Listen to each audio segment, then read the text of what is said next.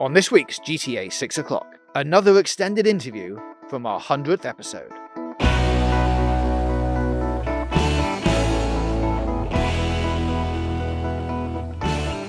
Hello and welcome to episode 104 of GTA 6 o'clock, the world's most in-depth and best connected GTA 6 show. I am your host, James J.J. Jarvis. This is Dan D.D. Dawkins. Merry Christmas, Dan. I hope you got some lovely gifts. I had a fabulous Christmas, loads of brilliant new things, lots of new clothes, but I decided to wear the same ones as the week before and the week before that. What's going to be hilarious is when we do this actually live again after Christmas and you wear the same thing again. I now have to. Yeah. I now have to. Forever. Yeah. It is New Year's Eve, December the 31st. And those screenshots last week, they were pretty good, right? Amazing. Woo, if they happened. Boy. Rockstar, do not let me down.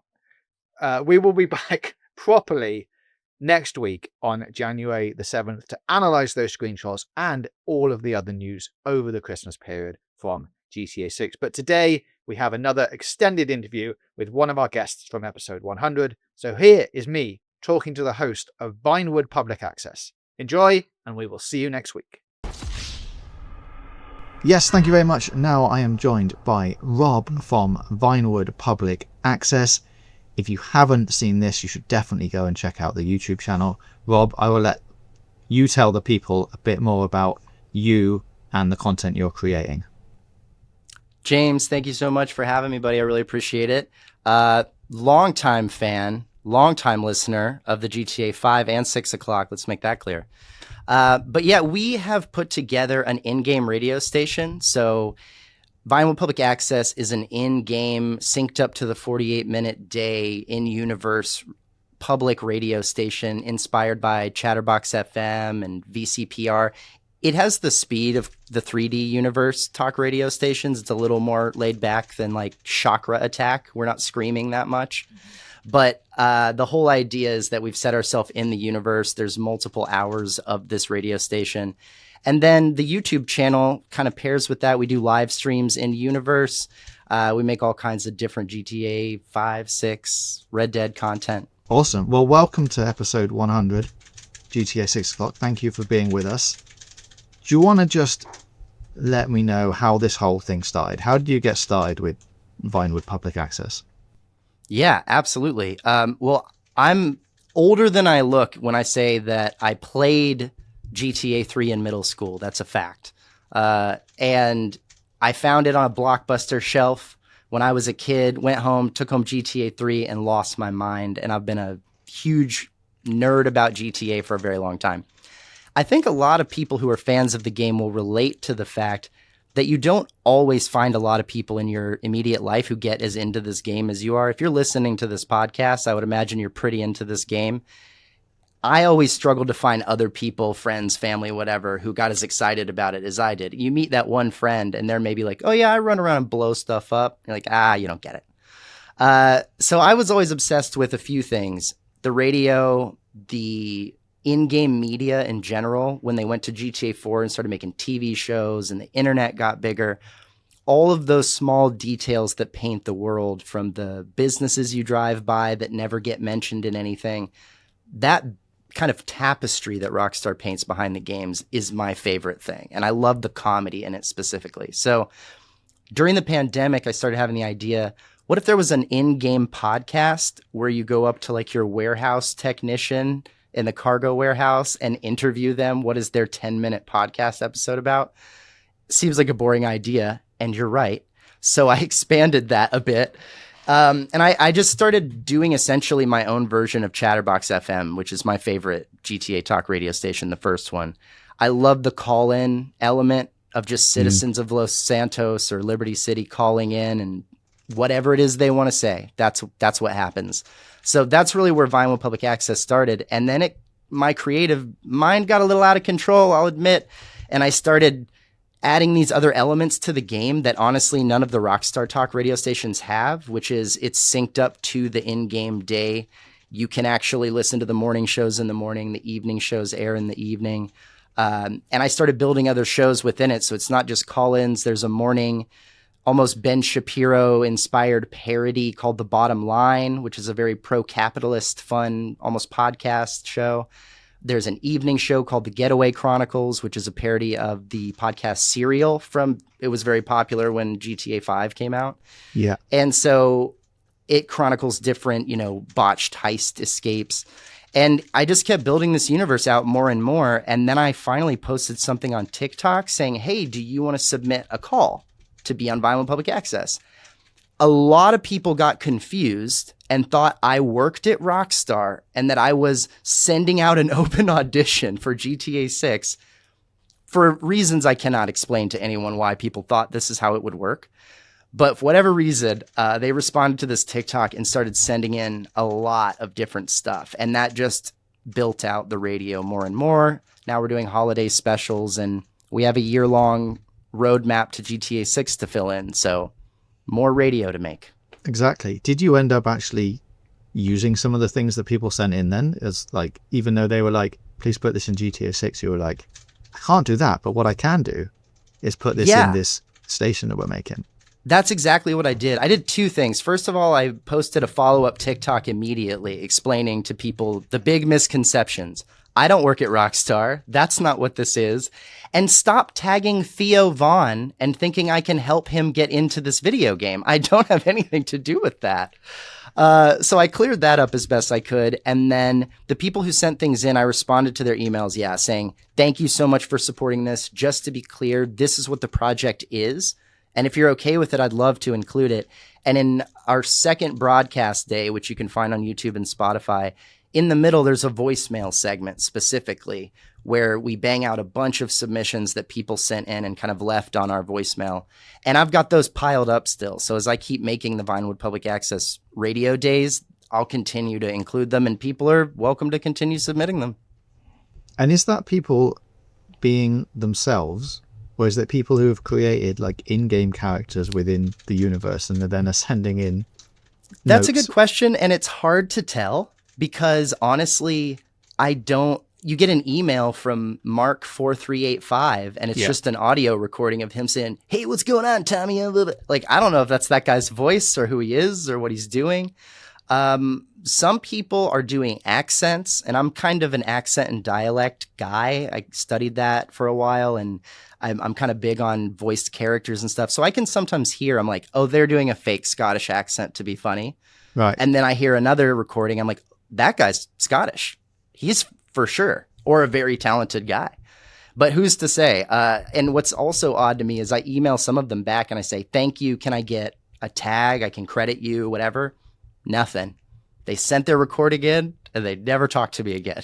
And Amazing. I'm okay with that too. I love that there's also no backstory. Like you just get an email with an audio file in and that's it. And you're just like, Which is use kind this, of, please. That's the beauty of it, right? Because if it were, and that's what's fascinating to me as I build the channel out and I start to do the live streams, the real world and this fictional world keep overlapping. And now when I get a random voicemail, right? It is random. I don't know who this is. I don't know why they called. And then I'm welcome to respond to it however I want in universe, which is a fun funnel to track. Yeah, great stuff. As we said, if you haven't checked it out yet, do go and check out Vinewood Public Access. While I have you, Rob, it would make the most sense to me to talk a little bit about the radio stations and the things that we've had in previous GTA games. So do you have a radio station that you want to see return in GTA 6 from like the Vice City days or any of the other GTA games?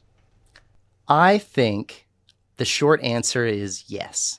I think that Vice City's soundtrack, the GTA Vice City from 3D Universe, it's hard to argue that that's not the most iconic. They actually sold box CD sets of this for those who were not maybe old enough to remember. I have this this soundtrack hit hard media, and people who barely even played the game found it to be such a good soundtrack that they went and bought the soundtrack. And with that being said, I don't really think there's a lot of missteps for Rockstar if they choose to bring back any of those stations in a new age way. No one's going to be mad about V-Rock.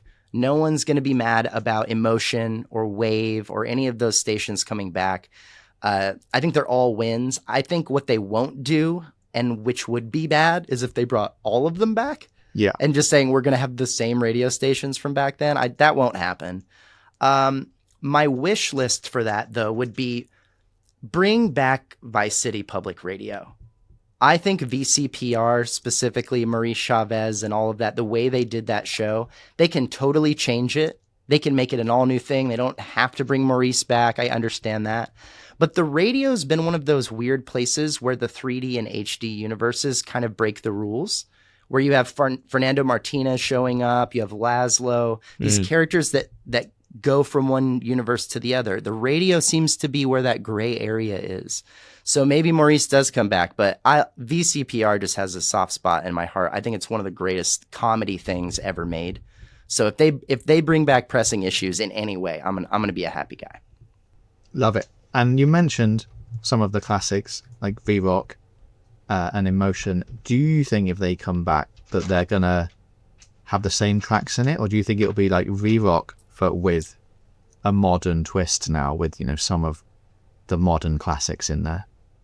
Well, I think you always need that classic rock radio, right? That's a staple in the GTA radio wheel. You have to have something that's playing old rock songs. That's because they're going to use that in the story. The Tom Petty song that's in the trailer, right? Love is a Long Road.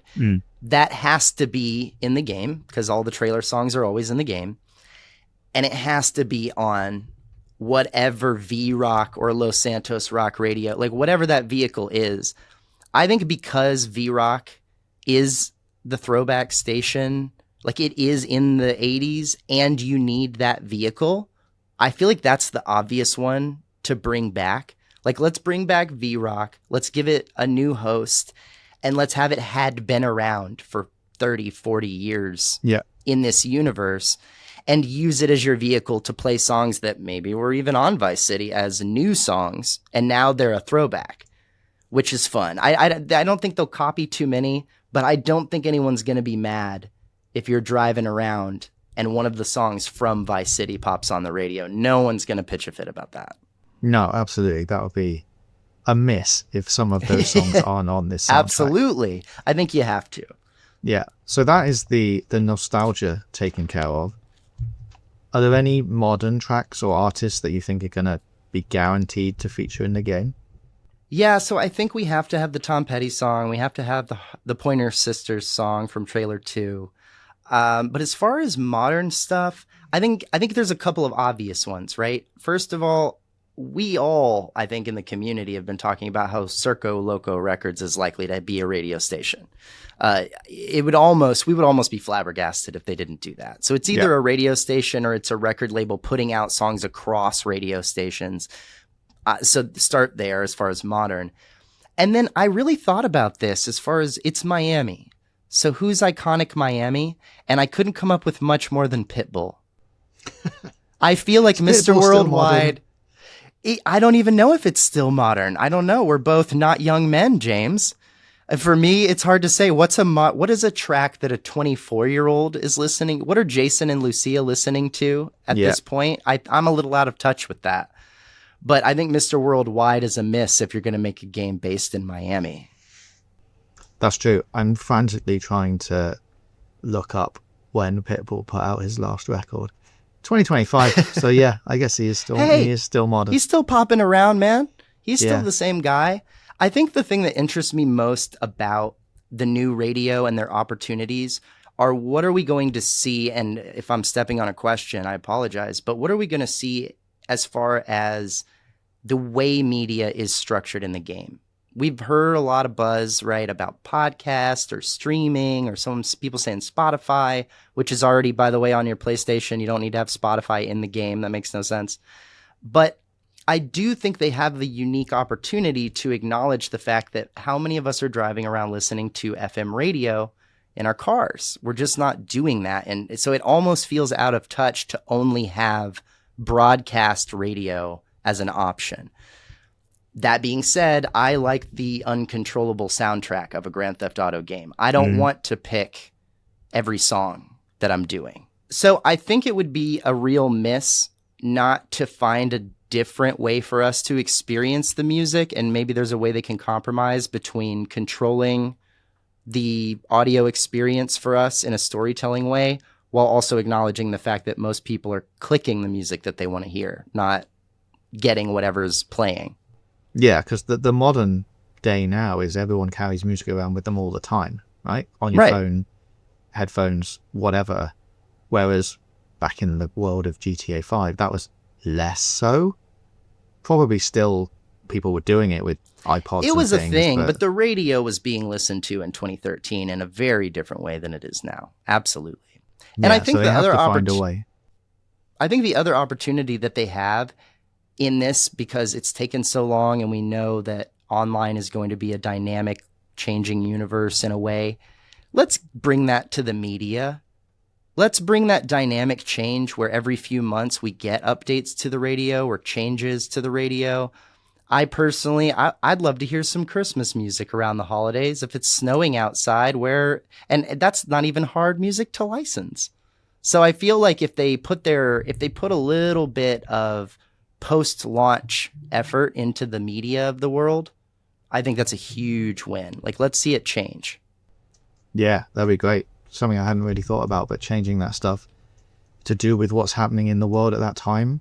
Yeah, as we've talked about on the show quite a lot, if it's gonna have a dynamic calendar as well, where maybe it's days of the week, maybe it's months, maybe the game takes place over a number of years, you've got that seasonality to go, it's summer now, all the pop hits are out, and as we move into winter, it's Christmas again. Yeah, that'd be great. I'm on board with that. Absolutely. And of course UGC, right? Because we have to get Vinewood Public Access into the game somehow. So where's this vehicle, Rockstar, for me to shove my radio down everyone's throats? That's the hope. Exactly. We absolutely do. And which segues me nicely into, if talk radio stations are going to be a part of GTA 6, which we assume they are in some way. That if hurt my feelings a little bit, James. Well, I felt that in my gut. I'm just being the neutral party here. No, I appreciate your objective attitude. I cannot confirm or deny there will be talk radio stations in GTA 6. But let's say it is going to be in there. What topics do you want to see those radio stations covering? I don't want to see them shy away from the obvious political nature of America. I don't want sides to be chosen, which they've never really done. I think GTA 4 and the radio stations with WKTT and PLR, that was perfect. I like WCTR, and Blaine County Talk Radio is one of the best things ever. Danny McBride, I'm a huge fan of everything he does about. However, there's not really a dichotomy in that game the way that there is in GTA 4. In GTA 4, as you switch stations, you go, whoa, that's pretty crazy left-wing bonkers. And then you go, oh, that's pretty crazy right-wing bonkers. And it feels even. I would love to see them try to do that. I think that's harder than it's ever been to accomplish that appropriately. If anyone can do it, it's them. I have a tremendous amount of faith that they'll do that. And I think to ignore it would be a huge misstep. But with that being said, like I said, I love the Vice City Public Radio model. And I liked K-Chat too. So I would love for there to be a Danny McBride, Jason Sudeikis, like right-wing lunatic, but also have a left-wing lunatic and also have call-ins. I think those are the three elements that you really want to hear in talk radio. Yeah, absolutely. I mean, we've seen in the screenshots that there is the possibility of some kind of election happening at the time of the game, on one side and the other. So that sets itself up perfectly for that kind of thing. That's true, but we also still don't have a governor chosen in Los Santos. San Andreas still is battling it out between Jock Cranley and Sue Murray, and we do not have an answer. So can we do that? Can we elect someone within this new game? If we're going to have an election, can we have the election? That's my request. I will allow you to vote, but maybe you don't get to hear the results. I feel like that's what's already happened to me. Yeah, there you go. It's just life imitating art again. Very much. From your point of view, Rob, how accurate do you think the current representation of the GTA 6 map is that the community have put together? If you've seen it, of course. I have. No, I'm very familiar with the mapping project. I mean, as always, as it's due, shout out to those crazy wackadoodles. And I say that with love and respect. I'm a nerd sitting in a fake Vinewood studio right now, but those cats have got a different level of commitment and attention to detail that I really respect. So shout out to everybody at GTA Mapping. But I'm gonna say generously 65% at best. And I say that only to say the shape of the island might be pretty close. Is it an island? I don't know. I think that's a big question. I don't think we definitively know whether or not there's a northern border to this state and whether or not that leads somewhere or not. So, I mean, there's your 30%, 50-50 right there. But what I think I've always noticed in the map guessing of it all is they always have way more secrets than we could ever try to figure out, and they'll keep them better than you know. They hid New Austin from us in Red Dead 2 all the way up until launch.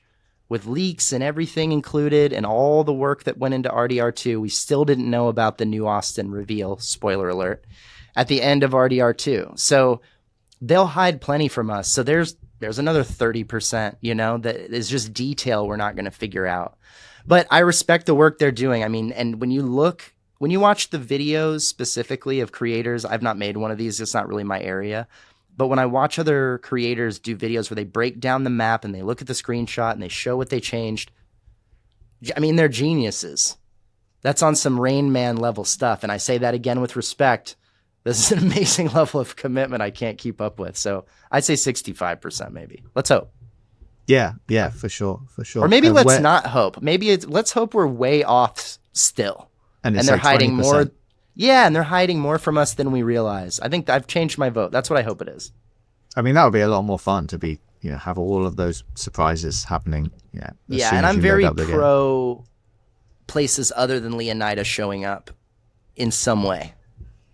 Which side of the coin are you falling on the Disneyland representation? Are we yes or no? I'm gonna say no. You don't want it, or you don't think it's in there?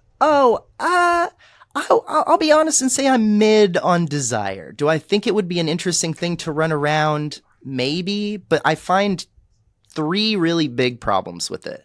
The first one is size and scale. If you're gonna do that in that game and have it be anything worth looking at, it needs to be massive. It's an amusement park. That's a very big, detailed world to make. That's not a desert to add at the end of the game. So it's huge and it's hard. Second, it's Disney, man. And I don't know if everyone knows, and maybe I should have said this at the top, but I'm a professional screenwriter. I'm in the Writers Guild of America. I make TV shows for a living as my main gig. I've worked for ABC. Disney is not chill, period. That's the end of that statement. They're not a chill company. They don't have a light heart about you using their properties or making fun of them.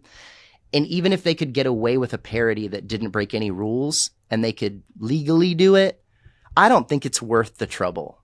For what gameplay? It would mostly be a thing to look at. And then my final point that is very short is children. There are no children in Grand Theft Auto as of now. We don't do that for lots of reasons that should be obvious to people. And how do you have Disney World with no children at it? I think that's jarring.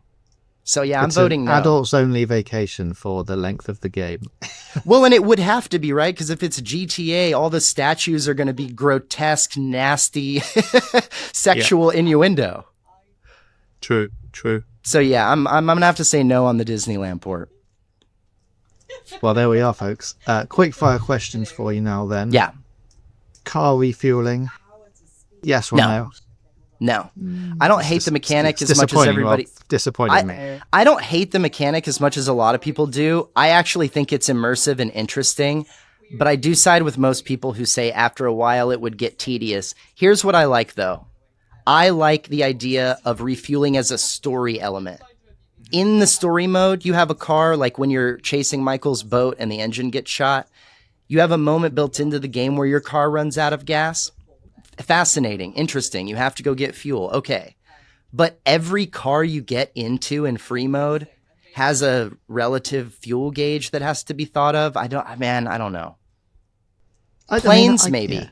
Planes, maybe. I'm more open to fuel limits. Yeah, because I think the idea that you can endlessly fly around is a little less believable. And so the idea that like you have this much fuel, you can go from this port to that port, or you can get this mission, but you got to come back. It's going to run out. Okay. But every car, it's a lot. I mean, a car is just a plane, but on the ground. How true, James? How very true. But I think it's a little different in the tedium. That's my philosophical statement for today. I think you nailed it, and I think everyone should walk away with that, if nothing else. Cars are but planes on the ground. Yes, but welcome to my TED Talk. Okay, the storyline involving Jason and Lucia's relationship, how do you think that's going to play out? There's been many conversations around, is one of them going to end up being some kind of law enforcement? Are they ex-law enforcement? We know Jason used to be in the military. Do you see, from a storyline perspective, either one of those turning out to be, law enforcement or undercover? Great question for a screenwriter, but a bad question for rapid fire. I'm going to try to be fast. Take it away. I think, so I've been doing a lot of Bonnie and Clyde research this year because I'm fast. I've always kind of paid attention to that story, found it interesting, but I really did a deep dive, and I'm working on something for my channel on that. I find it fascinating that Bonnie and Clyde, if you look into it a little bit, they really are, in real life, the transition from Red Dead Redemption's world to the Grand Theft Auto world. In a kind of fascinating way. In real life, they are the original Grand Theft Auto protagonists. They're the first public criminals. They're in that same kind of way. They've got machine guns. They're killing cops. They're robbing banks. They're stealing cars. They're doing everything that we do in GTA. And so I think leaning on, but not fully embracing the Bonnie and Clyde story is the way to go. I think there's a lot of evidence of that, and I think it's interesting, and I think you don't miss a lot of great opportunities leaning on it. Where it gets different is where I think they have room to surprise us, because people will be expecting certain elements of that story. I think as far as, is one of them a cop? I already made a video about this. I think the idea that just Jason is a cop is a dumb take on the story, and I'll tell you why.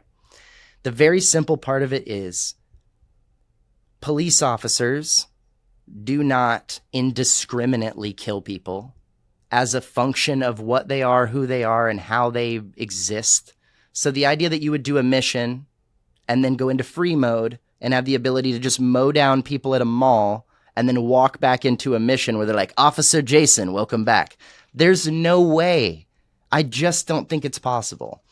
What I think we will do is what we've always done, which is get over a barrel with the police or the feds or the government and be forced to work with them in some way that makes us like accomplice to the police. Yeah. Doing that. I mean, we've never not done that. Every single GTA game has certain staples of storytelling that happen every single time. You got to take the protagonist, you got to get him stuck up the tree, you got to throw rocks at him, you got to get him back down out of the tree. These things rinse and repeat, and we don't get sick of them because of the variation and the characters and how they deal with it. So I just don't think it's going to be this new thing where we're playing as the police in Grand Theft Auto. I don't think so. All very valid points. And on that note of the Bonnie and Clyde research you've been doing, do you feel Jason and Lucia are surviving the story to the end? I'm going to shift now from what I think is likely to what I want as a fan. I heard that this is my idea mixed a little bit with another creator named McTannon who hosts MCT 104.5. He mentioned in a roundtable recently that I really enjoyed this take. I like the idea that you get to the end and you do have to make a choice, and I think that they've done that many times, and I think they'll probably have an element of that. What I think they could do, and again, I'm shifting into what I want here, let us make a lot of choices throughout the story that we don't realize hold the gravity that they do. I don't want to see the honor meter move back and forward or trust meter or whatever. Don't tell me. But let me make a bunch of choices.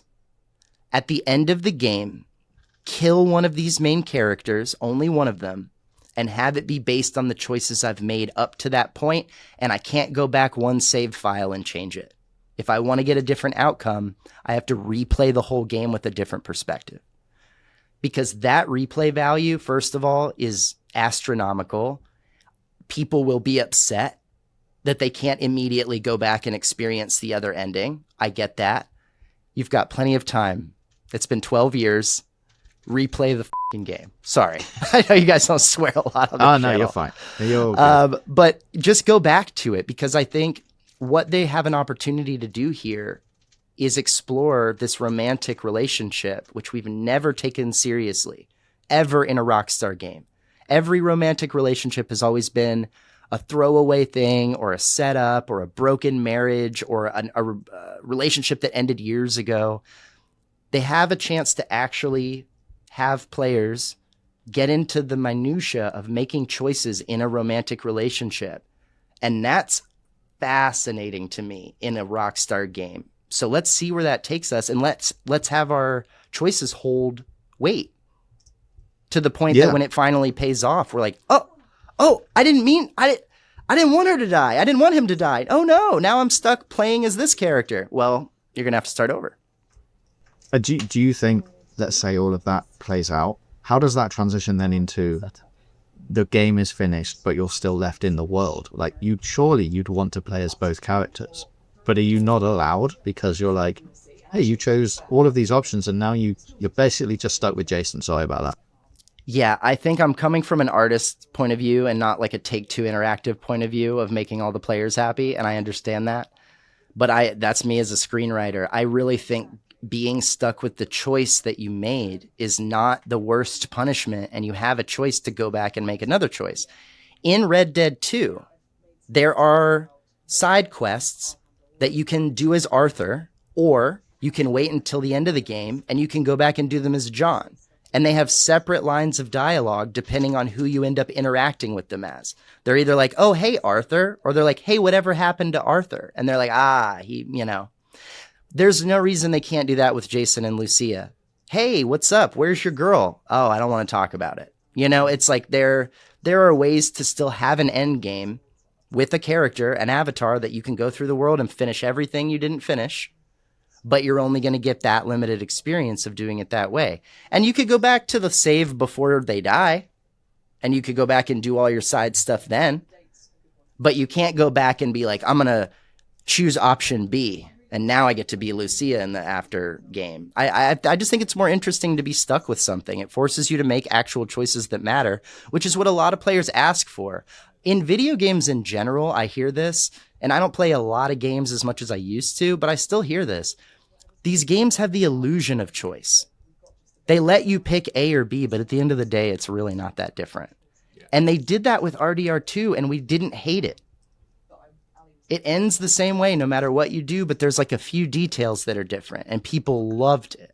So I think it's that. I think it's stick with it has gravity. You can't go back and change the past.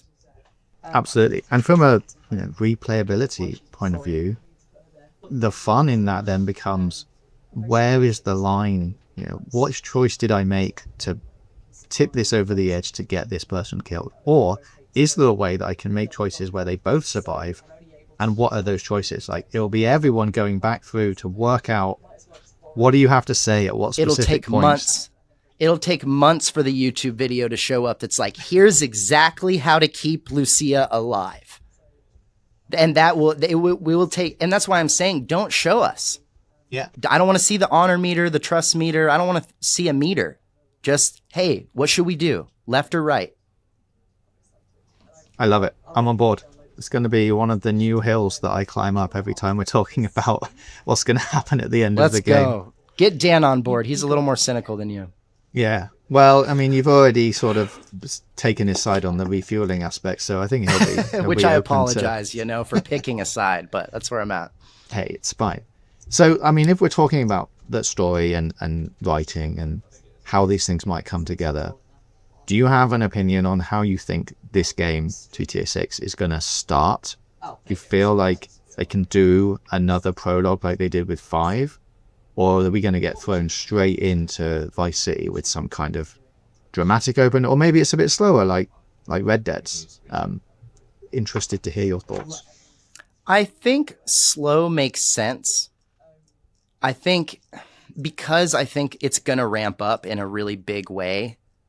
But at the same time, when you think about the favorite films that you like, right? The ones that started with an explosion, like GTA 5, or the ones that start with a slow, warm, light in the snow, like RDR2, you don't really hate either one because eventually it's going to explode. So I think it could go either way. Do we wake up in the prison? I don't think so. I can tell you one thing I think is very unlikely for the start of GTA 6. I don't think we start in the snow. I think they did that. Oh my God. I think we can agree. 2 games back to back starting off in the snow is too Miami much. doesn't have a lot of snow, does it? Well, neither does Los Santos, but that's why they started us in North Yankton. Somewhere else, yeah. So I think I think we're going thing. full sunshine, surely. I think so too. And if they do, I'll tell you this, James, if they put us in the snow at the very beginning of the game, I better be in Liberty City. I had better get to see Liberty City if you make me walk through the snow. Those are the rules. I'm setting that firm. But other than that, I think something slow. I like the way trailer 2 starts. He's just doing some manual labor. Mm-hmm. He's out in the Keys, which if anybody's been to Florida knows the Keys move at a different pace from the rest of the state. It's a retirement community mostly, the Florida Keys. So the idea that the Leonida Keys is popping until you get down to Key West, which is a bit of a club area. The Florida Keys are a very slow, very quiet retirement community, sunshine, people sipping cocktails. I think that's a good place for us to start the game. Slow. And let us take in this world because a lot of players are going to jump into this game wanting to take their time, not wanting it to end, not even wanting it to get started too quickly. And I think they'll give a vehicle for that. I think they'll ease us into it because of how long it's taken. And from that point of view, then, I imagine you are thinking, we start the game as Jason and maybe we don't see Lucia for some time. I think it's possible. I think that could go either way. I'm not currently under the impression that there will be any other playable protagonist at any point. I know that's a bit of a question. People saying, they'll both die and you'll be Cal or something. I really am not buying that at all. No. I think you play as Jason and Lucia the whole time, either one or the other or either. But I think, starting as one and then adding in the other, it would be interesting to kind of go back and forth in the beginning before they're united.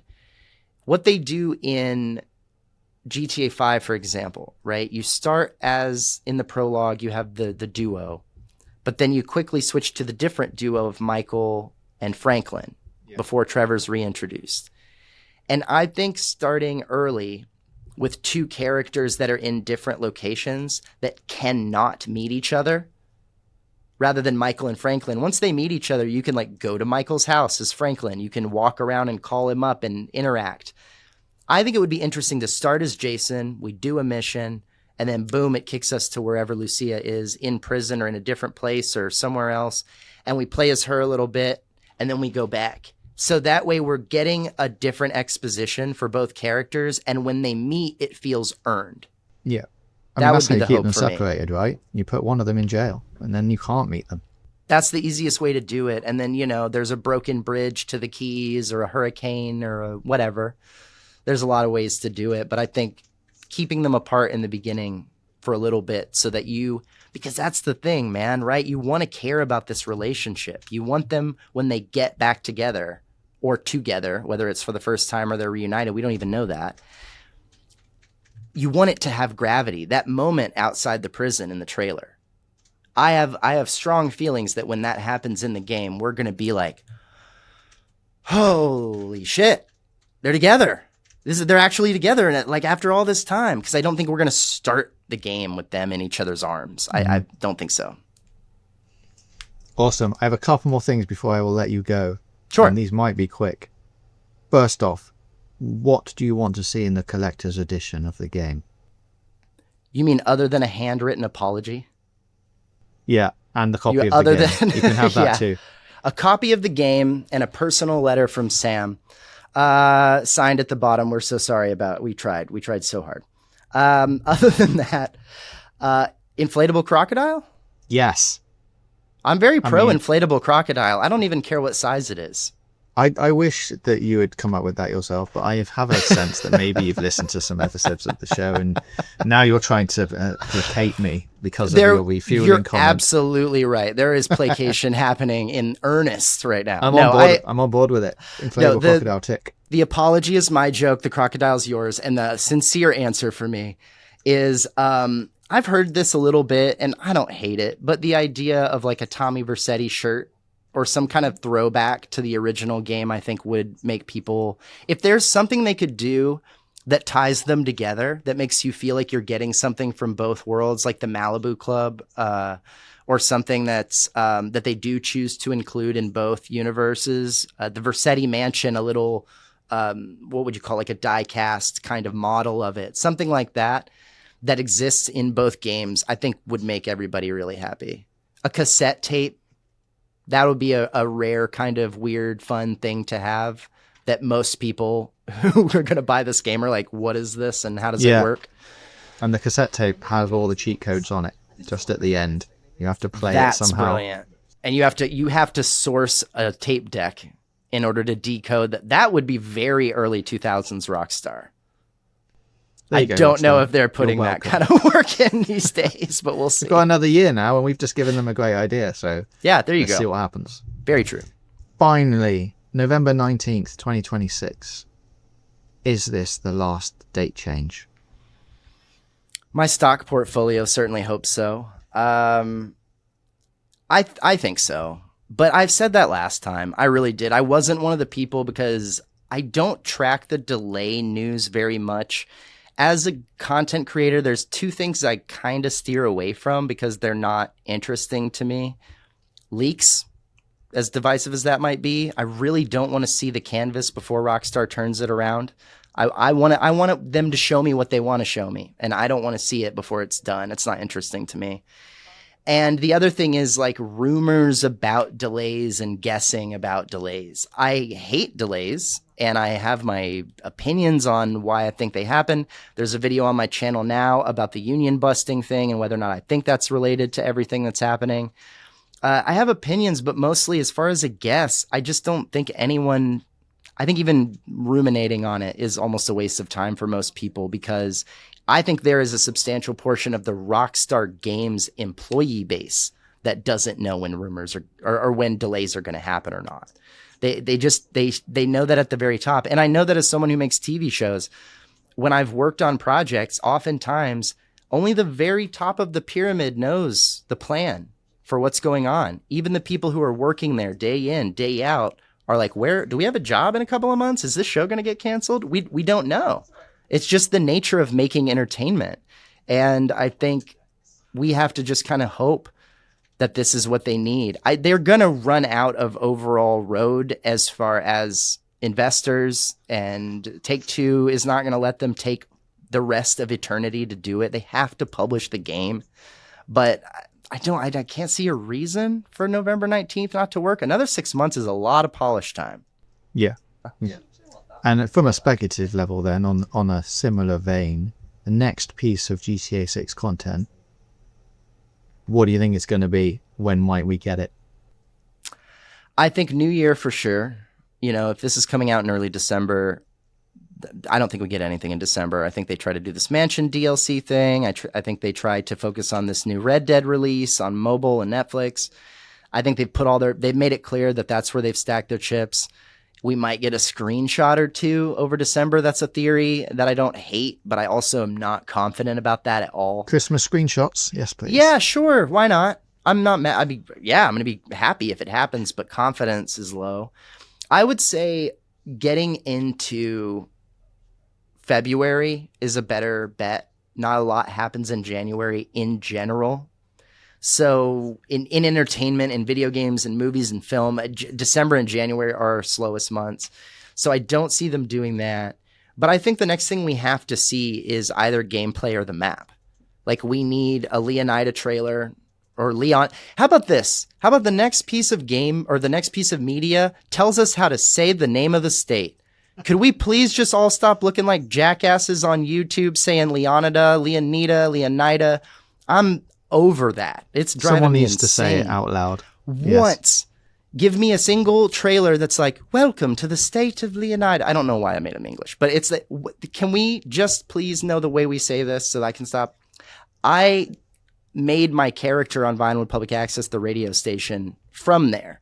I decided that Tommy Singles, the host, was born there. And in one episode, I say Leonida. And every time it comes through on the rotation when I'm streaming or something, or I'm playing this track or I hear it, I'm like, I'm going to be so pissed when that's wrong. So I think that would be the next thing. Please just tell us how to say the state. And you may do it however you'd like. That's a perfect answer. Rob, thank you very much for your time. It's been great having you on episode 100 of GTA 6 O'Clock. I am sure we will collaborate more in the future. For now, I'm going to say thank you again and throw this back to the studio. Thanks so much for having me, James. I really appreciate it, man. This was fun.